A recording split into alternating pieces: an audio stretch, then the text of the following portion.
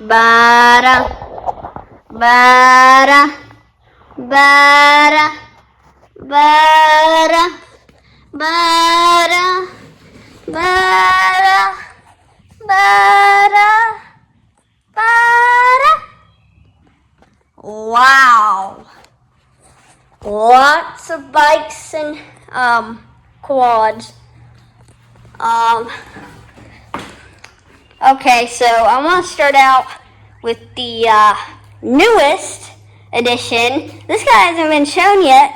We got him about 3 days ago. He is an LT230S. Now, this goober has aftermarket tires. Now, this thing, we got this thing for like $150.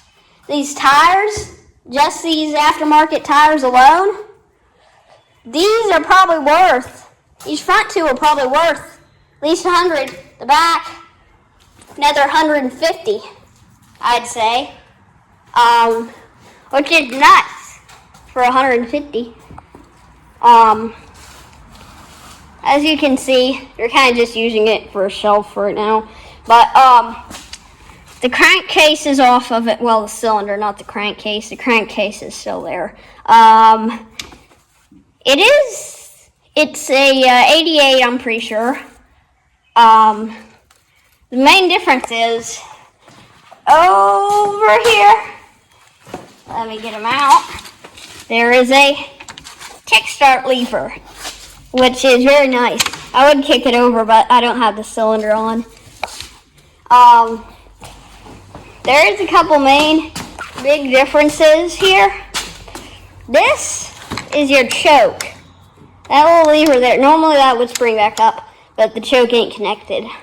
The carb is just dangling down in there. The main difference is this choke lever, and this is how you turn on and off the lights, which is certainly different. Otherwise, everything's the same except for the on-off button. And I thought normally there would be a little start button under there. Wonder where that is. Come over here. There's your start button. There is your choke. And there's your start button. And also it doesn't have the lights. Here's the, actually, right here's lights all the way on. But keep it in the middle if you're just day of time because it's sucking energy out of the engine. Also another difference seems to be the headlights. The headlights are just slightly different. Oh, sorry. Slightly different. Do keep in mind, this don't have the front plastics, and this has no plastics, unless you're counting the seat.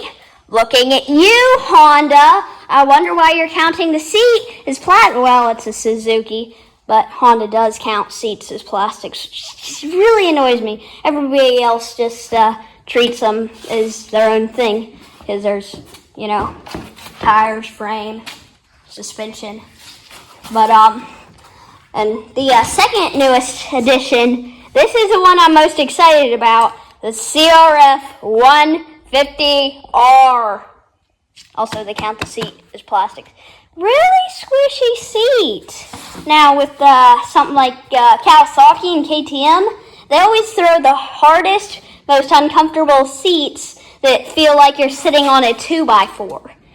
These Hondas and Suzukis, they are very, very soft. Dual radiators, that's how you know it's the good stuff. Thing is, in terms of the power curve, unlike most four-strokes, you're like, oh, this ain't that bad in the power, and then it just suddenly spikes, and you're like, oh, this actually does have some power, and then ring! Well, brum. Well, it don't matter what gear you're in, if you do that, and you're not ready for it, you will lose control, and you will almost always lift that front end. Don't matter if you're on downhill, uphill, straights, nothing. It's got power. It has less compression than I was expecting. I ride this like crazy. On the 65, I was wrangling it to give me more juice and power, you know. This thing's wrangling me to get me to ride it faster. The main difference is the size. Now, 150R, in terms of power, it's actually a bit more than an 85, quite a bit. But in seat height, it's comparable to an 85. 65, that's got pretty low seat heights. But I'm just gonna wrap it up here. I gave you guys kind of what I think of all these. Personally, my favorite, 150R.